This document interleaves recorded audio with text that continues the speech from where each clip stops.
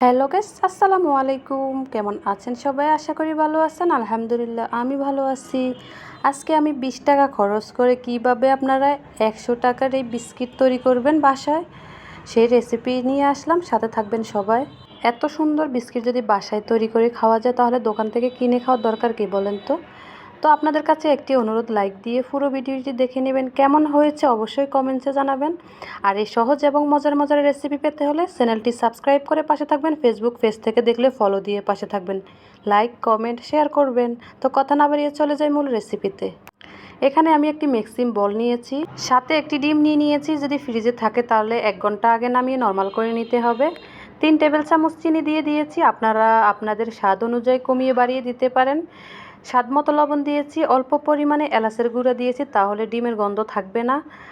আর half table চামচেরও কম আমি এখানে baking soda দিয়েছি। এখন হ্যান্ড উইচ দিয়ে ভালো করে সবগুলি উপকরণ ভালো করে মিশিয়ে নেব। একটু সময় নিয়ে ডিম আর চিনি ভালো করে মিশিয়ে নিতে হবে। ভালো করে মিশানো হয়ে গেলে 3 টেবিল চামচ সয়াবিন তেল দিয়ে দেবো। আবারও হ্যান্ড উইচ দিয়ে ভালো করে মিশিয়ে নেব। একটু সময় এবং ধৈর্য নিয়ে ভালো করে মিশাতে হবে। এখন আমি সাথে আটা দিয়ে দেব 1 কাপ। এই বিস্কিটগুলি আমি আটা দিয়ে তৈরি করেছি, আপনারা ময়দা দিয়েও তৈরি করতে পারেন।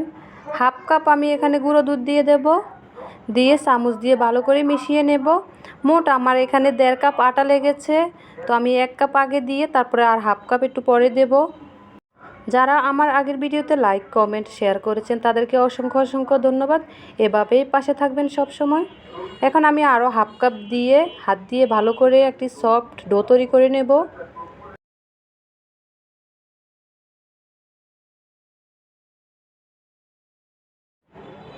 ভালো করে হাত দিয়ে সফট একটি ডো তৈরি করে নিতে হবে। আর আপনাদের কাছে অনুরোধ থাকবে আমার এই ভিডিওটি বেশি বেশি শেয়ার করে দেবেন, যেন অন্য যারা এরকম বিস্কিট তৈরি করতে পারে না, আমার রেসিপি দেখে যারা তৈরি করে নিতে পারে। এই যে সফট একটি ডো তৈরি করা হয়েছে, এখন আমি বিস্কিটগুলি তৈরি করতে চলে যাব। হাতে আমি অল্প পরিমাণে তেল নিয়ে একটি ডো নিয়েছি ছোট করে। এখন মিষ্টির শেপ দিয়ে গোল করে নেব। গোল করে নেওয়া হয়ে গেছে। এখন আমি এখানে প্লেটে সাবুদানা নিয়েছি। সাবুদানার উপরে রেখে একটু চাপ দিলেই সাবুদানা এই বিস্কিটের সাথে লেগে যাবে। এখন হাত দিয়ে চেপে চেপে ভালো করে লাগিয়ে নিতে হবে বিস্কিটের সাথে। আমি আরও একটি তৈরি করে দেখাচ্ছি। একইভাবে এই বিস্কিটটাও তৈরি করে নেব। এই যে সাবুদানার উপরে দিয়ে হাত দিয়ে ভালো করে চেপে দিলেই বিস্কিটের সাথে লেগে যাবে সাবুদানা। একইভাবে আমি সবগুলি বিস্কিট তৈরি করে নেব।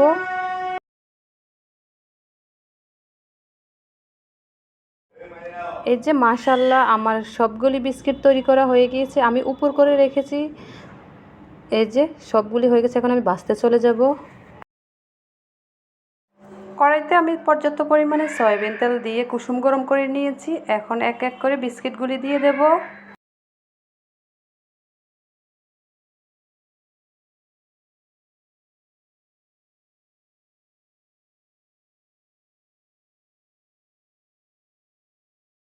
সবগুলি বিস্কিট দেওয়া হয়ে গেলে হালকা আঁচে বিস্কুটগুলি ভাজতে হবে, একদম চুলার আঁচ বাড়িয়ে দেওয়া যাবে না।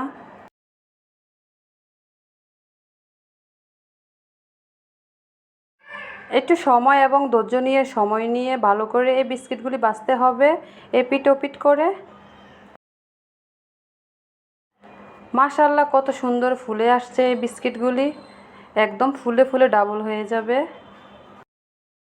আর যে সাবুদানা আছে, সাবুদানা একদম মচমচা হয়ে যাবে সাথে। এই যে এপিট ওপিট করে ভালো করে ভেজে নিয়েছি, এখন উঠিয়ে ফেলবো। আর একইভাবে আমি সবগুলি বিস্কিট ভেজে নেব।